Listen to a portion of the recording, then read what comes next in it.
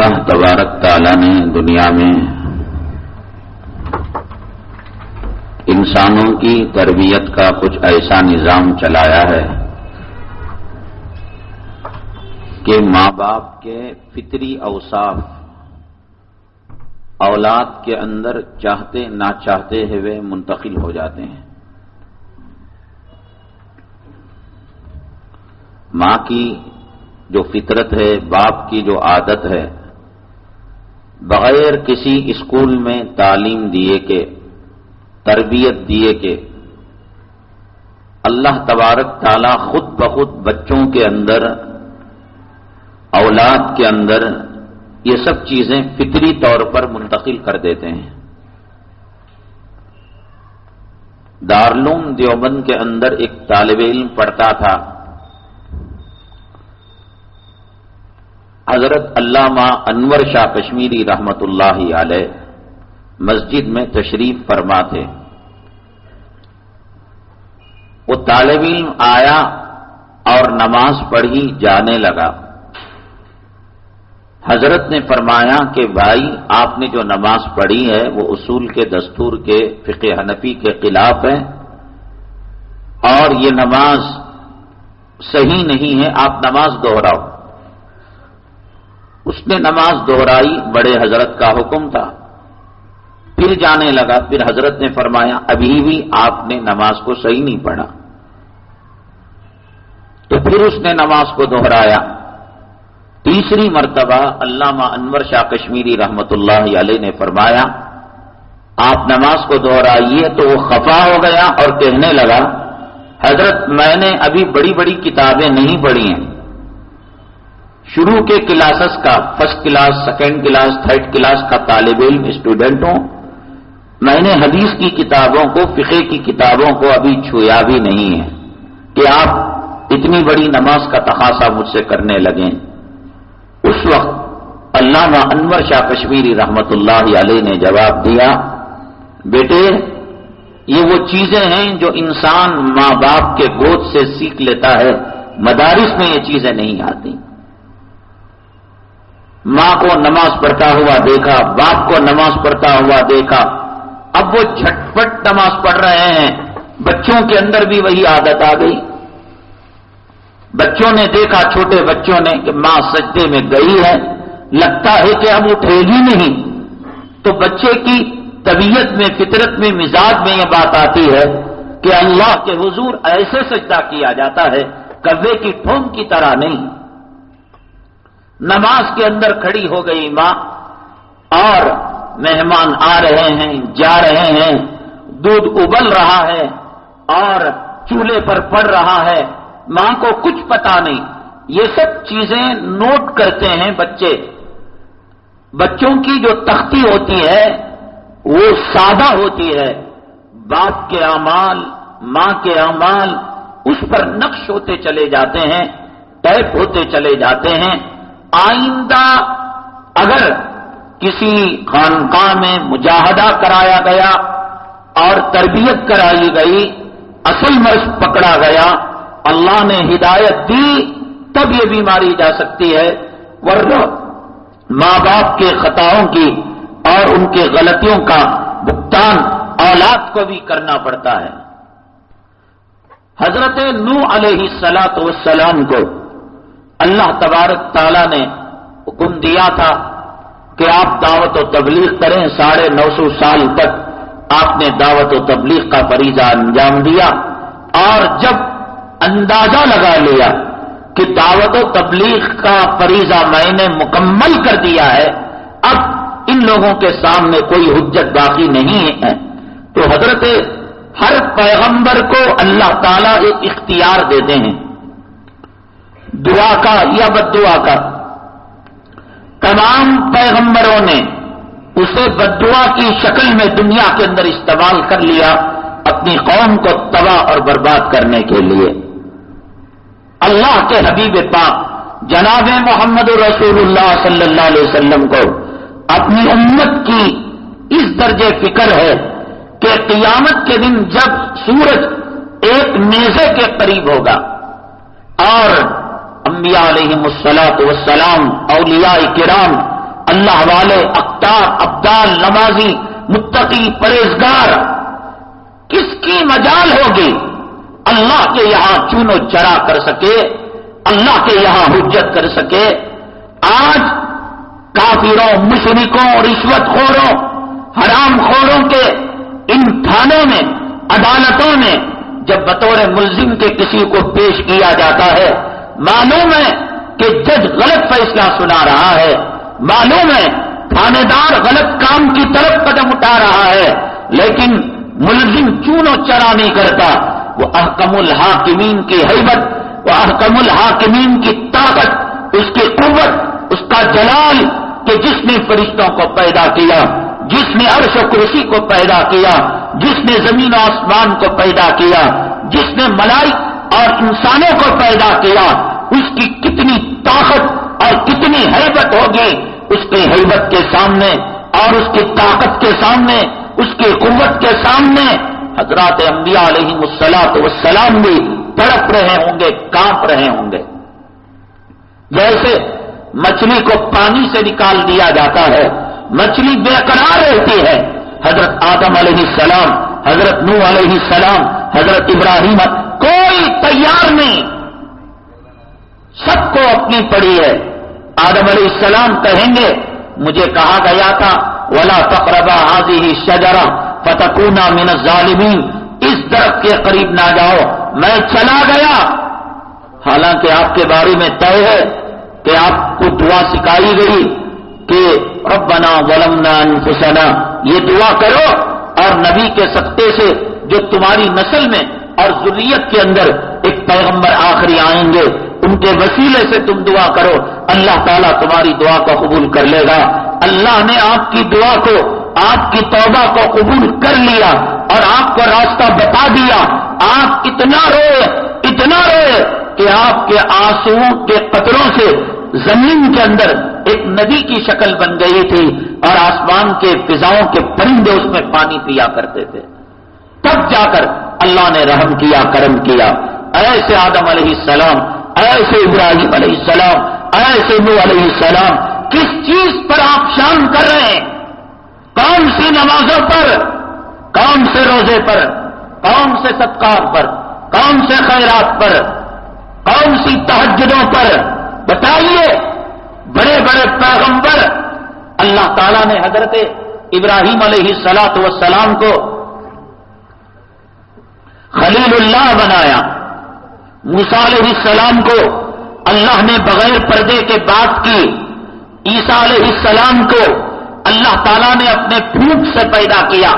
میری اور آپ کی کیا حیثیت، کیا اوقات، کیا تیاری ہے قبر کی، کیا تیاری ہے میدان محشر کی؟ یہ کیوں رو رہے ہیں پیغمبر؟ یہ کیوں تڑپ رہے ہیں پیغمبر؟ میں ولیوں کی بات، میں افتاب کی بات، میں شہداء کی بات نہیں کر رہا ہوں، میں پیغمبروں کی بات کر رہا ہوں، اور وہ جلیل القدر اور اولو العزم پیغمبر جن کا خاص طور سے تذکرہ اللہ تعالیٰ نے القاب کے ساتھ کلام پاک کے اندر کیا۔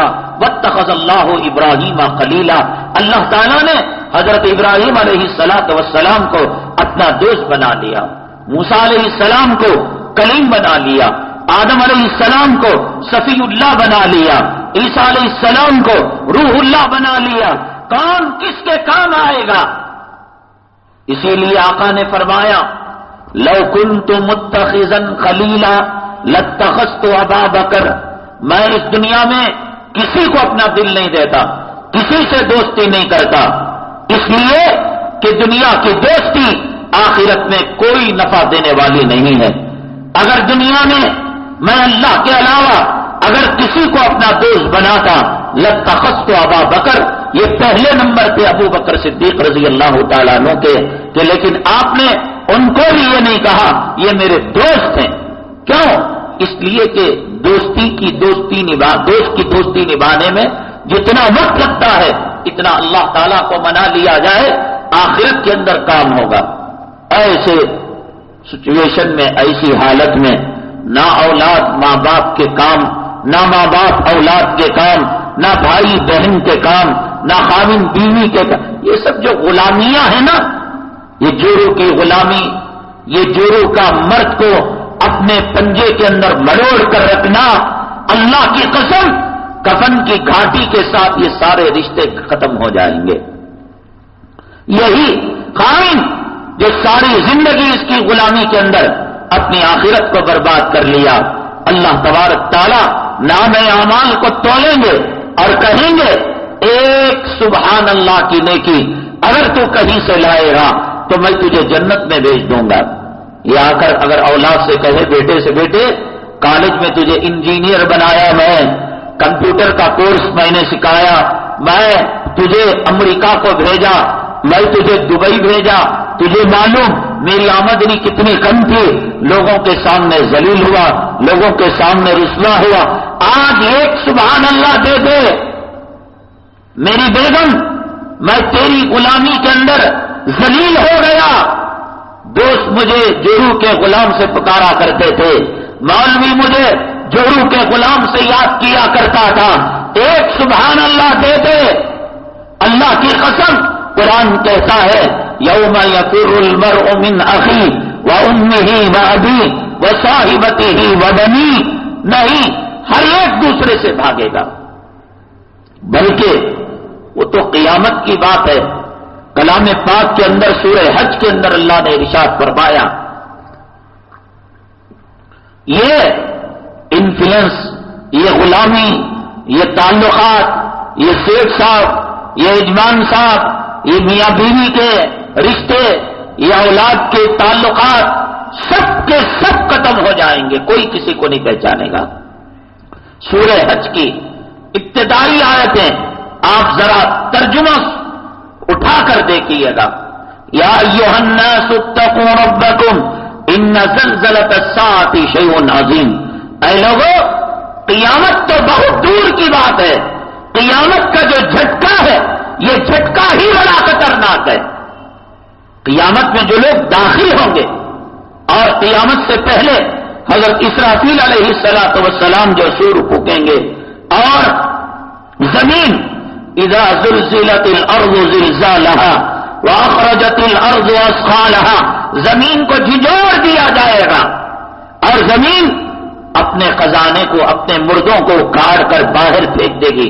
وقال الانسان ما لها، انسان کہے گا ارے بھائی یہ قیامت کی ہولناکی سے میں قبر میں آرام سے پڑا ہوا تھا، اے زمین تجھے کیا ہو گیا؟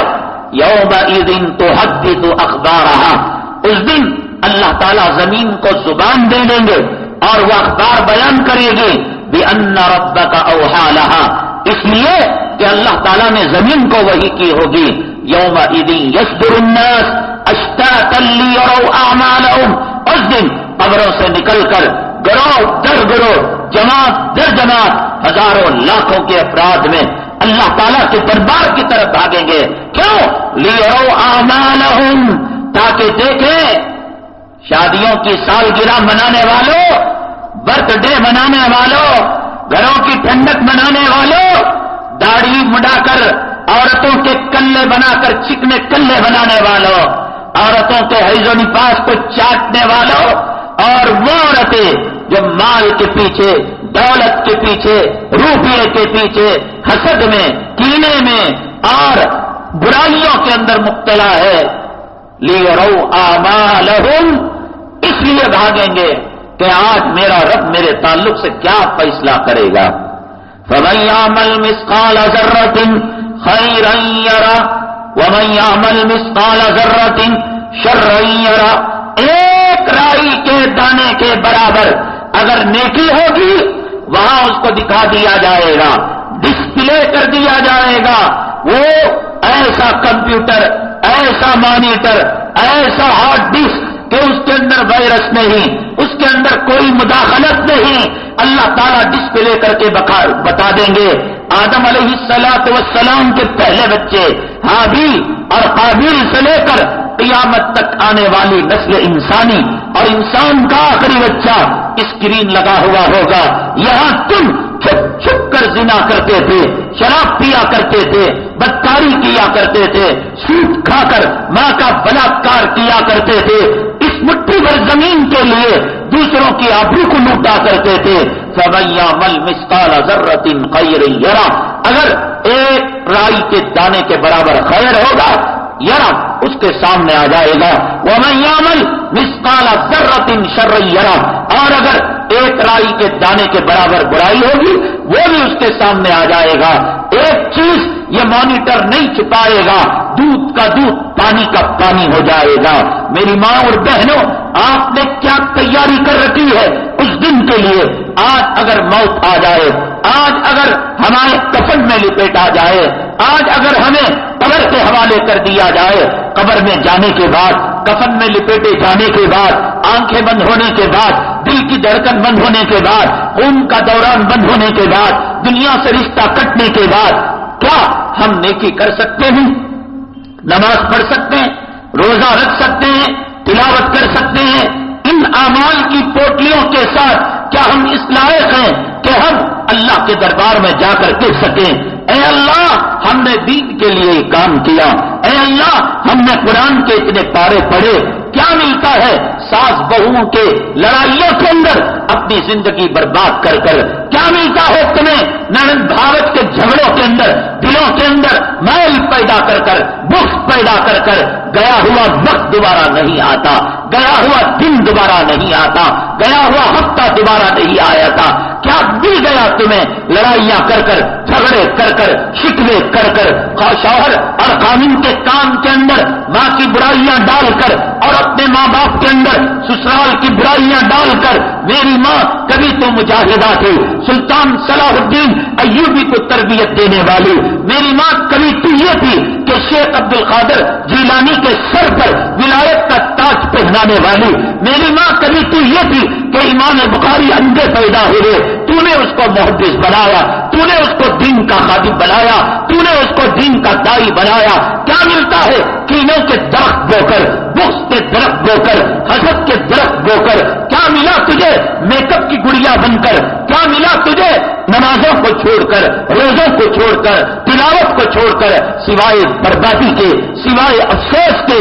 کل یہ تیرا خاوند کام نہیں آئے گا، یہ تیرا بچہ کام نہیں آئے گا، یہ تیری بٹیا کام نہیں آئے گی، یہ تیرا مال، یہ تیری دولت کام آنا تو دور کی بات، اللہ تعالیٰ اسے ناظم اور اجدا بنا کر اللہ تیرے اوپر مسلط کر دیں گے. اور تو پوچھے گی تو کون ہے؟ وہ کہے گا میں تیرا وہ مال ہوں کہ دنیا کے اندر اس کے اندر تو نے غریبوں کے خون کو، یتیموں کے، مسکینوں کے، بیواؤں کے آہ کو اس کے اندر تو نے لگا رکھا تھا. اے ماں تیرا زیور حیا ہے، اے ماں تیرا لباس شرم ہے، اے ماں تیری جو ہے عزت اور آبرو کا تاج، تیری عصمت، تیری عفت اور تیری پاک دامنی ہے.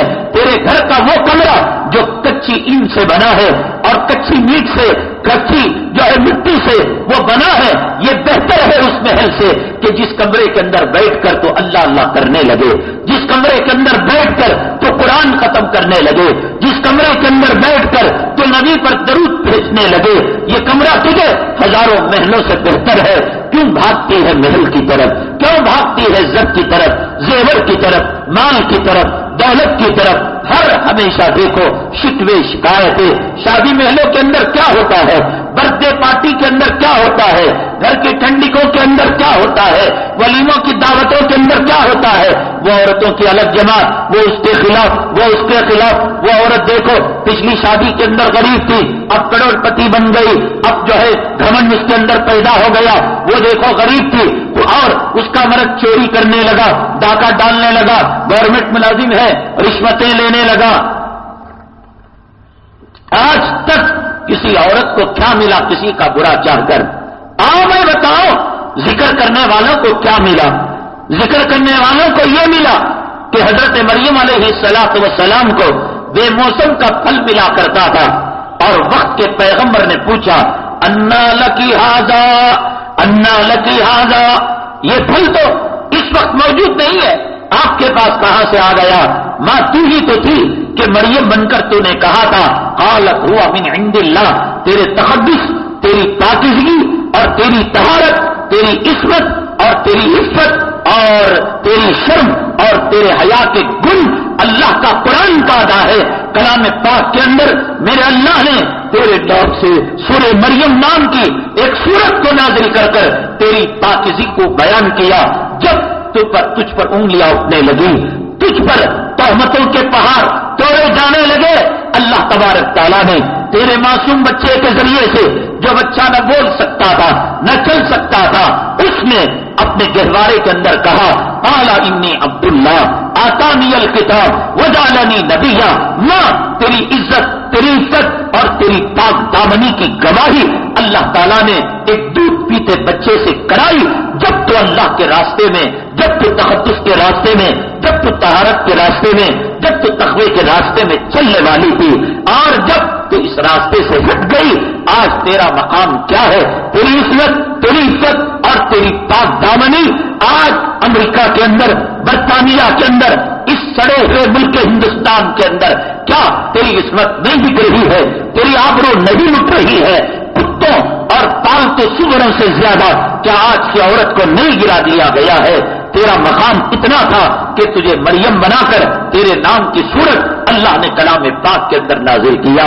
اس لیے زندگی کی کچھ سانسیں باقی رہ گئی ہیں، ان کو اللہ کے راستے میں گزار دے.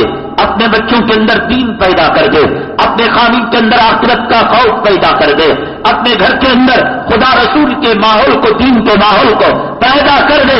کوئی کسی کے کام آنے والا نہیں. اللہ نے فرمایا یا ایھا الناس اتقوا ربکم ان زلزلۃ الساعۃ شیء عظیم. وہ خطرناک جھٹکا آخرت نہیں، آخرت سے پہلے اسکول نہیں، اسکول کی بیل بجتی ہے، اسکول کی گھنٹی بجتی ہے. ٹرین آتی نہیں، ٹرین کے آنے سے پہلے ایک گھنٹا بجایا جاتا ہے. اس گھنٹے کے بارے میں کہا یا ایھا الناس اتقوا ربکم ان زلزلۃ الساعۃ شیء عظیم. یہ خطرناک ہے. کیسے؟ یوم ترونها تذهل كل مرضعۃ عما ارضعت. کہا دودھ پیتے بچے کو ماں اس جھٹکے کی آواز سن کر، اس قیامت کے دل کی آواز سن کر اور زلزلے کی آواز سن کر، ارے ماں کے لیے کیا ہے؟ بچہ سر میں درد کی شکایت کرتا ہے، ماں ساری رات تڑپ جاتی ہے، بچہ کپڑوں کو گیلا کر دیتا ہے، ناپاک کر دیتا ہے.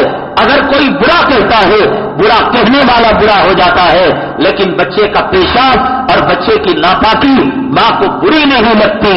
ماں ہے، ماں ہے، ماں کی ممتا اس کو کوئی نہیں توڑ سکتا، اس کو کوئی نہیں توڑ سکتا. ماں وہ ہے جو اپنی شفقتیں اور اپنی محبتیں اپنی اولاد پر نچھاور کرتی ہے، سب کچھ قربان کر دیتی ہے، لیکن اپنی اولاد کی تکلیف برداشت نہیں کر سکتی. ایسی ماں دودھ پلاتے بچے کو جھٹک کر پھینک دے گی، اور وہ بچہ کچھ اللہ اس کو زبان دے دے گا، رینگتا ہوا آئے گا اور کہے گا امی جان میری بھوک باقی ہے، میں ابھی دودھ پیوں گا. میری ماں کان کھول کر سن لے. نوجوانوں، آئے ہوئے لوگوں، کان کھول کر سن لو کہ اللہ تعالیٰ فرماتے ہیں کہ جب یہ بچہ اپنی ماں سے کہے گا، ماں اپنے دودھ پلاتے بچے کو جو سینے سے جھٹک کر الگ کر دی تھی، وہ قیامت کے جھٹکے کے سامنے، قیامت کے دہشت کے سامنے، قیامت کے خوف کے سامنے ماں کہہ دے گی میں تجھے نہیں جانتی کہ تو کون ہے. یوم تذہل کل مرضعۃ عما ارضعت. یوم تذہل، جس دن چھوڑ دے گی دودھ پلانے والی عورت اپنے دودھ پلاتے بچے کو. وتضع كل ذات حمل حملها. حاملہ عورت کا حمل اس دہشت کی وجہ سے گر جائے گا، خوف کی وجہ سے گر جائے گا. وترى الناس سکارى. لوگ بے ہوشی کی طرح ہوں گے. یعنی اب آدمی جب مصیبت کو دیکھتا ہے، ہمارے ساتھ ایک مرتبہ حادثہ ہوا، ایک پروگرام میں جا رہے تھے، ہمارے ساتھی بھی تھے جو اس مجلس میں ہیں، یقین تھا یہ گاڑی جائے گی، اب حادثے کا شکار ہوگی. اب اللہ نے ہمیں پل دو پل کا مہمان رکھا ہے. خود بخود آدمی اپنے آپ کو ٹھنڈا کر لیتا ہے، آنکھیں بند کر لیتا ہے. کیا کرے؟ کون سی ذات ہے جو بچانے والی ہے؟ کون سا بریک ہے جو لگنے والا ہے؟ اب اللہ کے حوالے ہونا ہے، اللہ تبارک تعالیٰ کی امانت اللہ کے سپرد کرنا ہے. آنکھیں بند کر کر آدمی اپنے آپ کو گویا موت کے حوالے کر دیتا ہے. مجھے وہ منظر آنکھوں کے سامنے پھر رہا ہے. قرآن نے کہا وَتَرَى النَّاسَ سُكَارَىٰ، تم دیکھو گے لوگوں کو کہ بے ہوش مستی کے عالم میں نہ. وَمَا هُمْ بِسُكَارَىٰ وَمَا هُمْ بِسُكَارَىٰ، وہ نشے کی حالت میں رہے نہیں ہے. کیوں؟ وَلَٰكِنَّ عَذَابَ اللَّهِ شَدِيدٌ، لیکن اللہ کا عذاب بڑا خطرناک ہے. اس اللہ کے عذاب کو دیکھ کر کون خاوند اپنی بیوی کو بچانے والا، کون بیوی اپنے ارے کم وقت عورتوں سوچو کہ تمہارے پیچھے چوہے کی طرح گھومنے والا، طواف کرنے والا، آج تک کتنی عورتیں مری. ان مری ہوئی عورتوں کے ساتھ قبر میں کوئی مرد گیا ہے، کوئی خاوند گیا ہے، کوئی بیٹا گیا ہے، کوئی بھائی گیا ہے. گھاٹی کے ساتھ کفن کے رشتے ختم ہو جاتے ہیں. حضرت ابو ذر غفاری رضی اللہ تعالیٰ عنہ، اللہ اکبر، ان صحابہ کرام، ان اولیاء کرام کے جو اقوال ہوتے ہیں اور جو باتیں ہوتی ہیں، میرے اللہ کی قسم، 7 سمندر کے موتیاں ایک طرف اور ان کے مقولے ایک طرف. آج انسان غافل ہے، کہتا ہے میرا مال میرا مال میرا مال، 10 کتے 100 کے اتنے، اور لڑائیاں جھگڑے، عدالت کچہریاں کورٹ، مر رہا ہے، مال چاہیے. حل من مزید. یہاں کتے کے قبضے کے ٹھونگے بھی مارتا ہے اور دکان میں جا کر دکان کی پوجا بھی کرتا ہے. یہ بول کس کے لیے رہے؟ یہاں آ کر چیل کی جھپٹی بھی مارتا ہے اور وہاں جا کر جوڑوں کی غلامی بھی کرتا ہے. بول کس لیے رہے؟ قیامت کے دن پتا چلے گا، قیامت کے دن پتا چلے گا. حضرت ابو ذر غفاری رضی اللہ تعالیٰ عنہ فرماتے ہیں انسان مال و دولت کے پیچھے پڑا رہتا ہے اور 3 چیزیں اس کے مال کو کھا کر ختم کرنے کے لیے اپنے دھن کو پھیلائے ہوئے ہیں. ایک موت ہے، موت کا جھٹکا لگے گا. 1 سیکنڈ پہلے کروڑ پتی تھا، کھرب پتی تھا، مرنے کے بعد اب اس کا کچھ نہیں، یہ خود محتاج ہو گیا کفن کی چندیوں کا. اور دوسرا فرمایا کہ تقدیر، اللہ تبارک تعالیٰ آن کی آن میں کروڑ پتی کو بھیک منگا کر سکتے ہیں. دنیا کے اندر بڑی بڑی بلڈنگیں رکھنے والے، بڑی بڑی عمارتیں رکھنے والے، بڑے بڑے سرمایہ دار، فرقہ وارانہ فساد ہوتا ہے، ملکی حملے ہوتے ہیں اور بلڈنگ تہس نہس ہو جاتی ہے، پناہ گزی کیمپوں کے اندر جا کر رہتے ہیں. ارے بھائی صاحب، سیٹھ صاحب، کل تو آپ کے افطاری کا دسترخوان سجتا تھا، کل آپ کے نام کی مسجد تعمیر ہوتی تھی. یا کیسے تقدیر نے فیصلہ کیا ان کے برے اعمال کی وجہ سے ایک شاٹ میں، ایک جھٹکے میں، ایک سانس جو اندر تھی باہر نہیں اور جو باہر تھی اندر نہیں، اللہ تبارک تعالیٰ نے ٹھکانے لگا دیا. کل کا کھرب پتی آج زکات لینے کے لیے فقراء کی لائن کے اندر کھڑا ہوا ہے. اور حضرت ابو ذر غفاری رضی اللہ تعالیٰ عنہ نے فرمایا کہ تیسری چیز جو ہے وہ وارث ہے. وارث، تم چاہو نہ چاہو وارثوں کو ان کا حق مل کر رہے گا.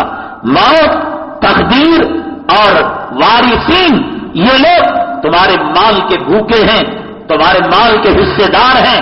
موت الگ کر کے رکھ دے گی، کاٹ کر رکھ دے گی، غریب و فقیر بنا کر رکھ دے گی، اور تقدیر تمہیں ان سے جدا کر کے رکھ دے گی.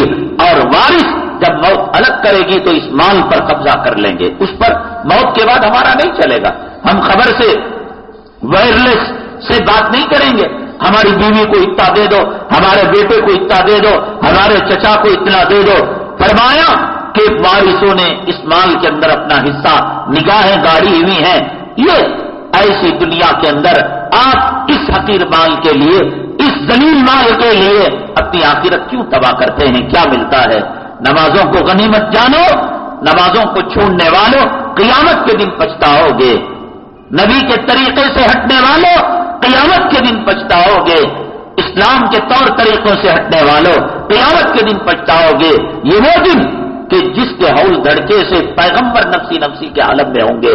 ایسے وقت کے اندر اللہ اکبر، جناب محمد رسول اللہ صلی اللہ علیہ وسلم سجدے میں گئے ہوں گے.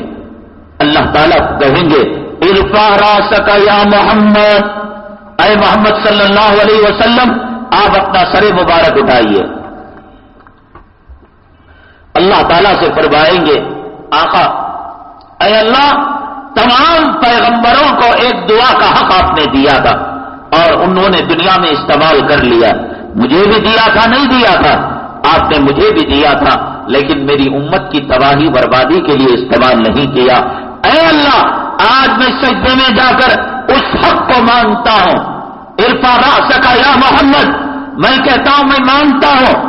اللہ تعالیٰ جواب میں فرماتے ہیں سل تعطا، اے میرے بندے میرے محبوب مانگ تجھے دیا جائے گا. اللہ کے نبی صلی اللہ علیہ وسلم کو جن لوگوں نے دنیا میں کچھ کرنے کی فکریں کی تھی، غلطی ہوئی، بھول ہوئی، یہ الگ بات ہے.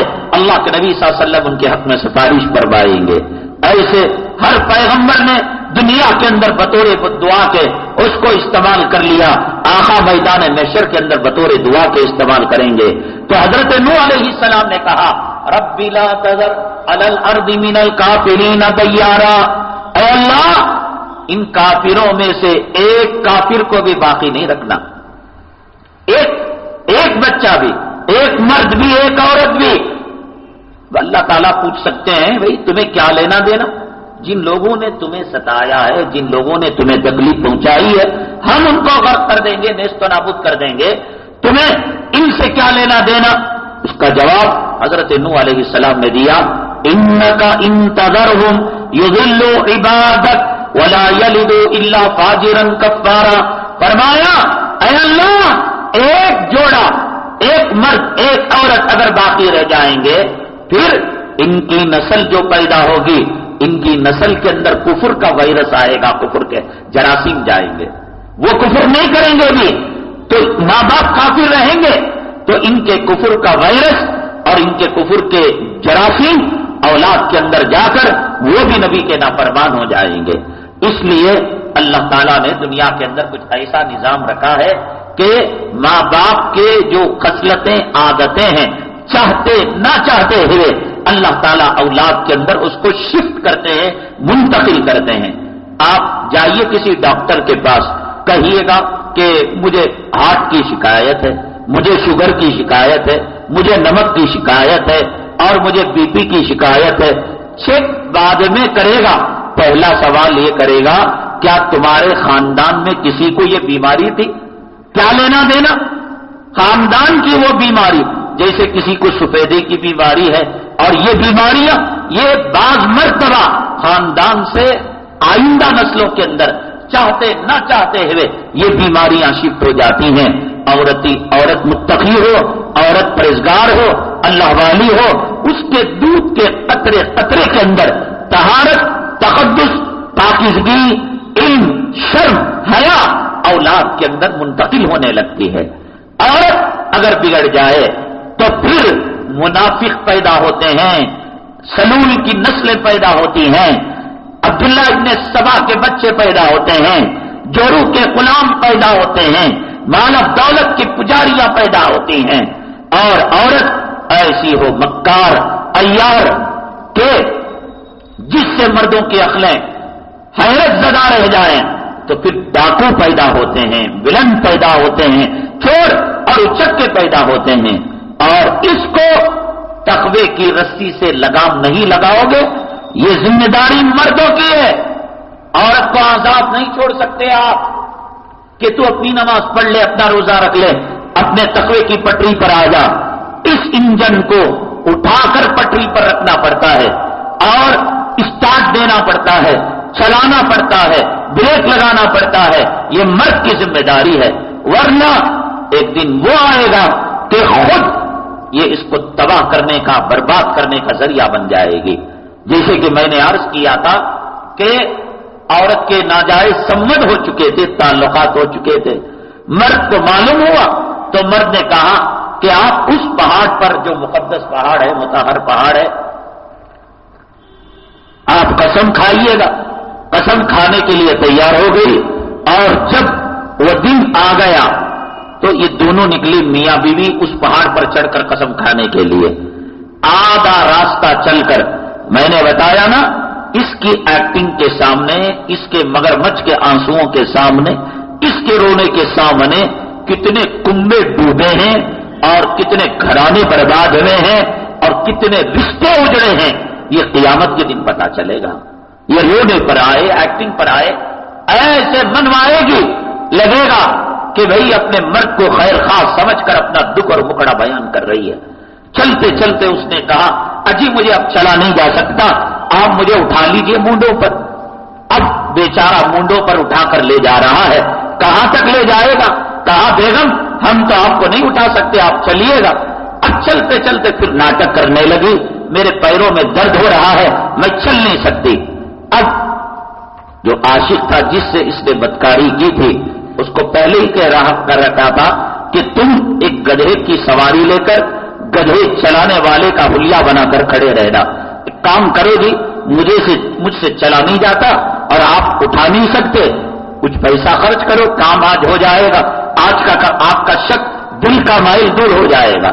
چنانچہ اس کو گدھے پر بٹھایا گیا، پہاڑ پر جو گئے تو وہاں وہ پھسل کر گری، اور جو پھسل کر گری تو فوراً اس کا کپڑا کھلا اور فوراً اس نے کپڑے کو بند کر لیا اور اس نے قسم کھائی، اللہ کی قسم میری اس عزت کی چیز کو تمہارے علاوہ اور یہ جو گھوڑے والا، یہ جو گدھے والا ہے، اب اس نے جو دیکھا نا، اس کے علاوہ کسی اور نے نہیں دیکھا۔